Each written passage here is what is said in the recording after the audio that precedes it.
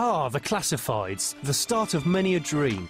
Who hasn't convinced themselves they need an old Bentley Turbo R, or a cheap Lotus Elise, or even an ex-Jimmy Greaves BMW 7 Series?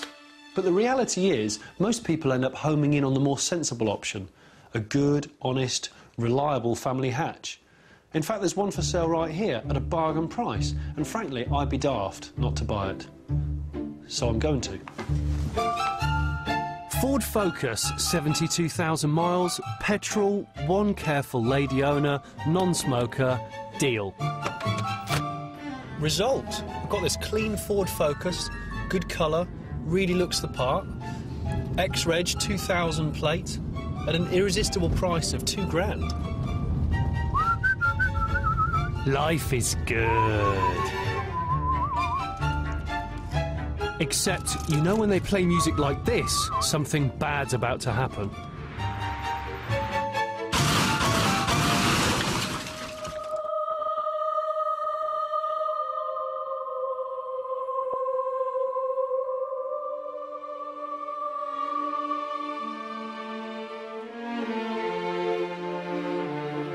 Two identical cars in a head-on collision at 30 miles per hour.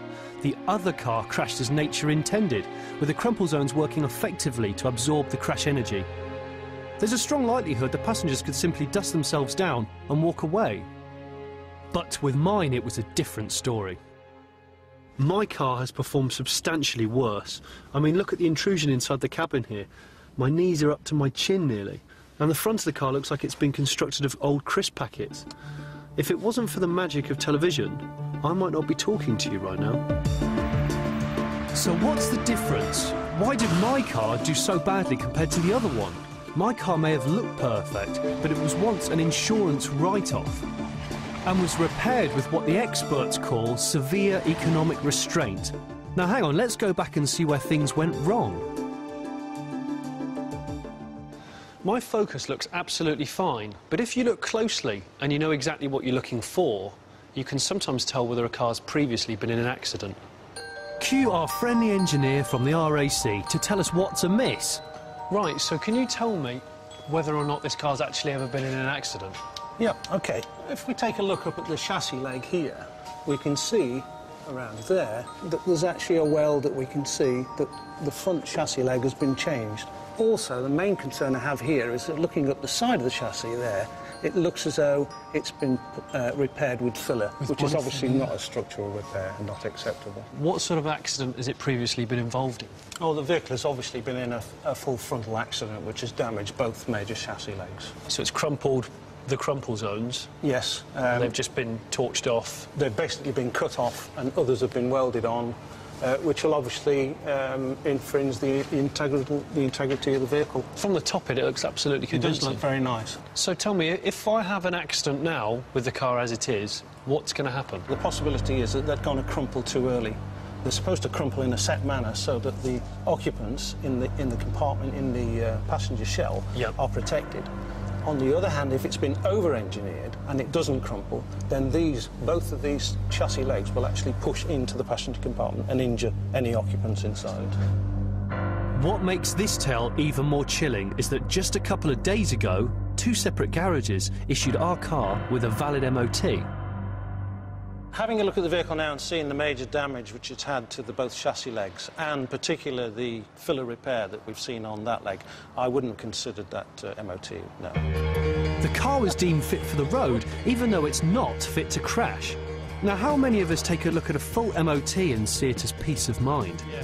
Well, with the help of our crash testing mates at Myra, we might make you think again.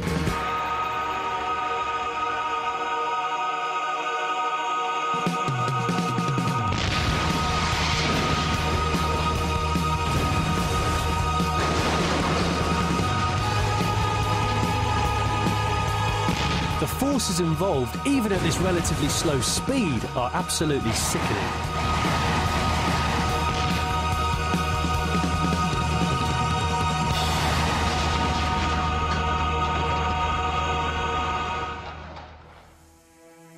Gracious me. No, I saw the movement, I ran out the car. Look at the state of that. That's horrendous. There's definitely more crumpling going on that car. You can see the wheels have been pushed back further.